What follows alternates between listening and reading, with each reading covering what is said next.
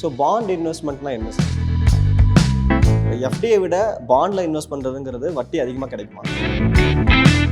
Public செக்டாரா private செக்டாரா government ஆர்கனைசேஷனாக இருந்தால் it will be better for safety of this capital. நல்ல நிறுவனம் தானே போடலாம், அந்த ரேட்டிங்லாம் பார்க்கறது இல்லை, அதிக வட்டி தரோம், அவன் நல்ல கம்பெனி அப்படின்னு அவங்களாம் நினச்சிப்பாங்க. இப்போ இந்த பாண்டில் யாரெல்லாம் இன்வெஸ்ட் பண்ணணும், யாரெல்லாம் இன்வெஸ்ட் பண்ணக்கூடாது? சில பேர் 8, 9, 10, 12% கூட ப்ரைவேட் செக்டார் பாண்டு இஷ்யூ பண்ணுவாங்க. ஸோ இங்கே கொஞ்சம் பாண்டில் இன்வெஸ்ட் பண்ணும்போது ரொம்ப யூடியூப் திறந்தாலே பாண்ட் இன்வெஸ்ட்மெண்ட்ஸ் பற்றி அதிகமான வீடியோக்கள் பார்க்க முடியுது சார். நிறைய பேர் ஆர்வம் அதிகமாக இருக்கிற மாதிரி தெரியுது. ஸோ பாண்ட் இன்வெஸ்ட்மெண்ட்னா என்ன சார்? பாண்ட் இன்வெஸ்ட்மெண்ட்டுங்கிறது என்ன பார்த்தீங்கன்னா, பல்வேறு நிறுவனங்கள் ப்ரைவேட் செக்டாராக இருக்கலாம், பப்ளிக் செக்டார் இருக்கலாம், ஈவன் கவர்மெண்ட்டே பாண்டு இஷ்யூ பண்ணுது. இந்த பாண்டுங்கிறது என்னென்னா, நம்ம கவர்மெண்ட்டுக்கோ ஒரு நிறுவனத்துக்கோ ப்ரைவேட்டோ பப்ளிக்கோ நம்ம அவங்களுக்கு கடன் கொடுக்குறோம். ஸோ இதுதான் பாண்ட் இன்வெஸ்டோட மெயின் இது. It is not a fixed deposit. Fixed டெபாசிட்னா ஒரு முதலீடு போட்டு அதுலேருந்து வட்டி வாங்கிட்டு இருப்போம். ஸோ அது ஃபிக்ஸட் டெபாசிட். பட் பாண்டுங்கிறது என்னென்னா 2 டைப்பாக இருக்குது. ஸோ ஒன்று செக்யூர்டு பாண்ட்ஸு, இன்னொன்று அன்செக்யூர்டு பாண்ட்ஸ். செக்யூர்டு பாண்ட்ஸில் என்ன பண்ணுவாங்கன்னா, அதுக்கு எகென்ஸ்டாக ஒரு அசட்டை, ஸோ மேபி கோல்டாக இருக்கலாம், இல்லை அவங்கள்ட்ட ஃபிக்ஸட் அசட் இருக்கலாம், அதை செப்பரேட் பண்ணி இந்த பாண்டுக்கு எகென்ஸ்டாக இந்த அசட்டுன்னு செக்யூர் பண்ணிவிடுவாங்க. ஸோ அப்போ ரொம்ப சேஃப்டியான பாண்டு அது. அன்செக்யூர்டு பாண்டுங்கிறது வித்தவுட் எனி செக்யூரிட்டி அவங்க இஷ்யூ பண்ணுவாங்க.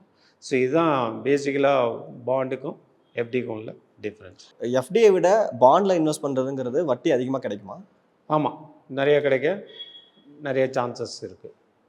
ஸோ இது எப்படின்னா, எஃப்டிங்கிறது ஆர்பிஐ கைட்லைன்ஸ் என்ன சொல்கிறாங்களோ அப்படி தான் பேங்க்ஸ் கொடுத்தாகணும். சில ப்ரைவேட் பேங்க்ஸ் ஆர் கோஆப்ரேட்டிவ் பேங்க்கில் மேபி 0.5%, 0.25% அதிகமாக சான்ஸ் இருக்குது. இந்த பாண்டுங்கிறது நம்ம அவங்களுக்கு கடன் கொடுக்கறதுனால அவங்க கொஞ்சம் அதிக வட்டி கொடுத்து கடன் வாங்குவாங்க. ஸோ இதுதான் பேசிக் கான்செப்ட். இது பப்ளிக் செக்டார் அண்டர்டேக்கிங் இல்லை கவர்மெண்ட் பாண்ட்ஸ்லாம் கொஞ்சம் வட்டி குறைச்சலாக இருக்கும், ஆனால் எஃப்டியோட ஜாஸ்தியாக இருக்கும்.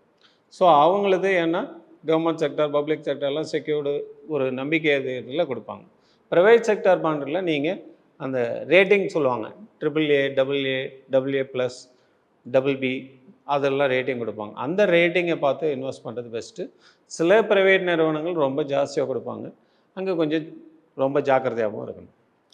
இப்போ எஃப்டியை விட பாண்டுகள் அதிக வட்டி கொடுக்குது அப்படிங்கிற சமயத்தில் பாண்டில் இன்வெஸ்ட் பண்ணுறதுக்கு முதலீட்டாளர்கள் தயங்குறதுக்கு காரணம் என்ன சார்? ஏன்னா கவர்மெண்ட் பாண்டில் பார்த்தீங்கன்னா வட்டி விகிதம் ரொம்ப கம்மியாக இருக்கும். அது சில சமயம் எஃப்டிக்கு ஈக்குவலாகவும் இருக்கும். பப்ளிக் செக்டார் பாண்டும் ஆல்மோஸ்ட் சேம் தான். ஸோ அவங்கள்ட்ட மேபி 0.5% ஜாஸ்தியாக இருக்கலாம். ஆனால் private sector bonds interest rate ரொம்ப ஜாஸ்தியாகவே இருக்கும். ஆனால் சில பேர் 8, 9, 10, 12% கூட ப்ரைவேட் செக்டார் பாண்டு இஷ்யூ பண்ணுவாங்க. ஸோ இங்கே கொஞ்சம் பாண்டில் இன்வெஸ்ட் பண்ணும்போது ரொம்ப ஜாக்கிரதையோடு இன்வெஸ்ட் பண்ணணும். ஒன்று அந்த ரேட்டிங் பார்ப்பாங்க, AA+, AAA இல்லை B+, BB+ அப்படின்னு. ஸோ அந்த ரேட்டிங்லாம் கொஞ்சம் பார்த்துட்டு பண்ணுறது நல்லது. ஏன் அப்படின்னா, ப்ரைவேட் நிறுவனங்களை பொறுத்த வரைக்கும் இப்போ சமீபத்தில் கொரோனாவுக்கு முந்தி பார்த்திங்கன்னா ஒரு பெரிய கம்பெனி, அதை ஓப்பனாகவே சொல்லலாம், ILFSன்னு ஒரு நிறுவனம். அந்த நிறுவனம் நிறைய பாண்டு வாங்கி பண்ணியிருந்தாங்க. கடைசியில் பார்த்திங்கன்னா அந்த நிறுவனம் திவாலாகிடுச்சு. ஸோ அதில் பாண்டில் இன்வெஸ்ட் பண்ணவங்களுக்கெல்லாம் ஒன்றும் கிடைக்கல. அதுக்கப்புறம் லக்ஷ்மி விலாஸ் பேங்க்குன்னு ஒன்று, அதை DBS பேங்கை வாங்கினாங்க. பட் ஆனால் அவங்க பாண்டெல்லாம் இஷ்யூ பண்ணது அவங்க அந்த புது பேங்க்கை அதை டேக் கேர் பண்ணிக்கல. ஸோ நிறைய பேர் அந்த பாண்ட்ஸ்லேயும் இது பண்ணியிருக்காங்க. ஸோ அதே போல் ரிஸ்க்கு எடுக்க தயாராக இருந்தால் ப்ரைவேட் பாண்டில் போடலாம் அதிக வட்டிக்காக. அப்போ கேபிட்டலே ரிஸ்க் ஆகிடும். ஸோ அதனால் மக்கள் கொஞ்சம் யோசிக்கிறாங்க. சார், இப்போ இந்த பாண்டில் யாரெல்லாம் இன்வெஸ்ட் பண்ணணும், யாரெல்லாம் இன்வெஸ்ட் பண்ணக்கூடாது அப்படின்னு ஒன்றும் டிஃப்ரென்ஸ்லாம் இல்லை. பாண்டில் இன்வெஸ்ட் பண்ணி அதிக வட்டி வேணுங்கிறவங்க தாராளமாக பண்ணிக்கலாம். ஆனால் கவர்மெண்ட் பாண்டு பப்ளிக் செக்டார் பாண்ட்ஸில் இன்வெஸ்ட் பண்ணால் அவங்க பணம் safety, secured, yearly once interest வரும், இல்லை மாதம் கூட இன்ட்ரெஸ்ட் கொடுக்கக்கூடிய பாண்டுகள் இருக்குது. ப்ரைவேட் செக்டாரில் பாண்டில் இன்வெஸ்ட் பண்ணும்போது சிறு முதலீட்டாளர்கள் அதிக வட்டிக்கு ஆசைப்பட்டு பணத்தை இழந்துடக்கூடாது. அவங்க மட்டும் கொஞ்சம் ஜாக்கிரதையாக இருந்தால் போதும். இப்போ பாண்டுகளை அந்த மெச்சூரிட்டி டைமுக்கு முன்னாடி நம்ம சேல் பண்ண முடியுமா சார்? அது பண்ணலாம். அது எப்படின்னா, அவங்க டிமேட்டில் அதாவது எலக்ட்ரானிக் ஃபார்மேட்டில் அந்த பாண்டை வச்சுருந்தாங்கன்னா அந்த எக்ஸ்சேஞ்சு ட்ரேடிங் பண்ணும்போது இதையும் நிறைய பேர் பையிங் அண்ட் செல்லிங் அதுலேயும் நடக்குது. ஸோ அப்போ தாராளமாக அந்த மெச்சூரிட்டி பீரியடுக்கு முன்னாடி சேல் பண்ணுறது தான் பண்ணிக்கலாம். அப்போ என்ன ரேட் இருக்கோ அந்த எக்ஸ்சேஞ்ச் ரேட்டில் அதுபடி அவங்களுக்கு ரேட்டு கிடைக்கும். இப்போ எவ்வளோலேருந்து இதில் இன்வெஸ்ட் பண்ணலாம் சார்? எவ்வளோ வேணாலும் பண்ணலாம். மினிமம் 10,000லேருந்து பாண்டிங்லாம் பண்ணலாம். ஆனால் இப்போ வந்து பாண்டு முன்னாடியெல்லாம் கொஞ்சம் ரெஸ்ட்ரிக்ஷன் இருந்தது. 10 lakhs மினிமம் பாண்டு, இல்லை 5 lakhs இருந்தது. இப்போ பாண்டு ஆல்மோஸ்ட் 1 lakh கீழே கொண்டு வந்துட்டாங்க. ஸோ எவ்வளோ வேணாலும் பண்ணிக்கலாம். அது ஒன்றும் இல்லை. சார், இப்போ நீங்கள் செக்யூர்ட் பாண்ட் சொன்னீங்க, நான் செக்யூர்ட் சொன்னீங்க, பிரைவேட் செக்டர் சொன்னீங்க, பப்ளிக் செக்டர் சொன்னீங்க. இப்போ சிறு முதலீட்டாளர்கள் வந்து எந்த மாதிரியான பாண்டுகளை தேர்வு செய்கிறது நல்லதாக இருக்கும்? அதுதான் பாண்டை தேர்வு செய்யணும்னு முடிவு பண்ணிட்டா ஃபஸ்ட்டு அதிக வட்டி வேணுமா இல்லை கேபிட்டல் சேஃப்டி வேணுமான்னு டிசைட் பண்ணணும். ஓகே. அது ஒவ்வொருத்தருடைய இண்டிவிஜுவல் இது. ஏன்னா சில பேர் எனக்கு அதிக வட்டி தான் வேணும் அப்படின்னு இருக்கிறவங்க இன்னமும் இருக்காங்க. கேபிட்டலை பற்றி யோசிக்கிறாங்க, இல்லை நல்ல நிறுவனம் தானே போடலாம், அந்த ரேட்டிங்லாம் பார்க்குறது இல்லை, அதிக வட்டி தரான் அவன் நல்ல கம்பெனி அப்படின்னு அவங்களாம் நினச்சிப்பாங்க. ஸோ அதே போல் கொஞ்சம் யோசித்து பண்ணுறது பெட்டர். சார், இப்போ ஒரு போர்ட்ஃபோலியோ வந்து ஒரு மிக்சடாக தான் இருக்கணும்னு நீங்களே சொல்லியிருக்கீங்க சார். மியூச்சுவல் ஃபண்டில் இருக்கணும், தங்கத்தில் இருக்கணும், ரியல் எஸ்டேட்டில் இருக்கணும், பங்குச்சந்தைகளில் இருக்கணும்னு நீங்கள் சொல்லியிருக்கீங்க. அதே மாதிரி இந்த பாண்டில் எவ்வளோ சதவிகிதம் இருக்கணும்? பாண்டுலேயும் அவங்கவுங்க தேவைக்கு தகுந்தாப்புல. இப்போ மியூச்சுவல் ஃபண்டில் போட்டிங்கன்னா அது நீங்கள் எடுத்தால் தான் டேக்ஸ் அப்ளிகபிள். பட் பாண்டில் எவ்ரி இயர் இல்லை எவ்ரி மந்த் இன்ட்ரெஸ்ட் வரப்போ, அதே போல் வட்டி வேணுங்கிறவங்க பாண்டில் முக்கால்வாசி போட்டுக்கிறது நல்லது.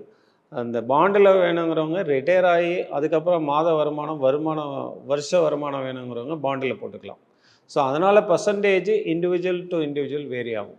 ஸோ ஒரு கார்ப்பரேட்டில் ஒர்க் பண்ணிட்டு இருக்கும் போய் பாண்டில் போட்டாங்கன்னா அந்த இன்ட்ரெஸ்ட் வந்து டேக்ஸபிள் ஆகிடும். அவர் 30% டேக்ஸ் கட்டிட்டு இருந்தார்னா இதுவும் 30% இன்ட்ரெஸ்ட் டேக்ஸ் ஆகும். ஸோ அதனால் ஒரு 5 to 10% இருக்கலாம் வட்டி கட்ட ரெடியாக இருந்தால். இல்லைன்னா ஒர்க் பண்ணாதவங்க இல்லை சீனியர் சிட்டிசன் அவங்க இந்த பாண்டில் போட்டுக்கிட்டு அவ்வளோ டேக்ஸ் லைபிலிட்டி இருக்காது. இதில் எப்படி சார் டேக்ஸ் கட்டுறதெல்லாம் எப்படி சார்? அதான் டேக்ஸுங்கிறது வருஷ வட்டி இல்லை மாத வட்டி வரும். அந்த அந்த interest amount is taxable amount. But ஆனால் எல்லா இன்ட்ரெஸ்ட்டும் டேக்ஸபிளா அப்படின்னா கிடையாது. இப்போ இண்டிவிஜுவலுக்கு அப் டு 12 lakhs வரைக்கும் ஒன்றும் டேக்ஸ் இல்லை அப்படின்றாங்க. ஸோ அந்த பாண்டிலேருந்து வர இன்ட்ரெஸ்ட் வந்து பிலோ 12 lakhs இருக்கும்போது அந்த டேக்ஸ் அப்ளிகபிலிட்டி அவருக்கு வராது. ஸோ பாண்டு இன்வெஸ்ட்மெண்ட்டு நிறைய பேர் ஃபிக்ஸட் டெபாசிட்டோட இன்ட்ரெஸ்ட் அதிகமாக தான் அப்படின்னு நினச்சி தான் போடுறாங்க. ஸோ அதனால் போடக்கூடிய நிறுவனம் எப்படிப்பட்டது, ஒரு கார்பரேஷனாக இருந்தால், பப்ளிக் செக்டாராக, ப்ரைவேட் செக்டாராக, கவர்மெண்ட் ஆர்கனைசேஷனாக இருந்தால் it will be better for safety of the capital. But private செக்டாரில் நிறுவனத்துடைய அந்த ரேட்டிங் பார்த்து தான் பண்ணணும். ஏன் அதை சொல்கிறேன்னா, இப்போ நீங்கள் ஃபிக்ஸட் டெபாசிட் போட்டு வட்டி குறைச்சலாக இருந்தாலும் நேஷனலைஸ் பேங்க் அதர் பேங்க்ஸில் பார்த்தீங்கன்னா வட்டிக்கு அந்த ஃபிக்ஸட் டெபாசிட்டுக்கு அப் டு 5 lakhs வரைக்கும் கேரண்டி தராங்க, அதாவது இன்சூரன்ஸ் மாதிரி. பட் பாண்டில் அது போல் எதுவும் கிடையாது. ஸோ அதெல்லாம் யோசித்து பாண்டில் இன்வெஸ்ட் பண்ணுறது பெட்டர். சார், அதே மாதிரி வட்டி விகிதம் உயரும்போது பாண்டு ரேட் வந்து கம்மியாகும் அப்படின்லாம் சொல்லப்படுது சார். அது என்ன ஒரு கான்செப்ட்?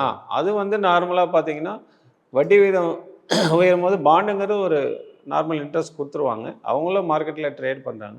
ஸோ வட்டி ஏறும்போது பாண்டோடைய வட்டி இறங்கும், ஆனால் வட்டி குறையும் போது பாண்டோட வட்டி விகிதம் அதிகமாகும்.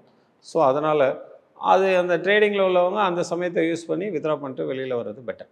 ஸோ அதே போல் எலக்ட்ரானிக் ஃபார்ம் டிமேட் அக்கௌண்ட்டில் இருக்கிறவங்களுக்கு இது ரொம்ப வசதியாக இருக்கும். இதே போல் வேரியஸ் ஃபினான்ஷியல் இன்ஃபர்மேஷனை தெரிஞ்சுக்கிறதுக்கு எங்கள் ஸ்ரீ சக்தி மணி டாக் சேனலை சப்ஸ்கிரைப் பண்ணுங்கள்.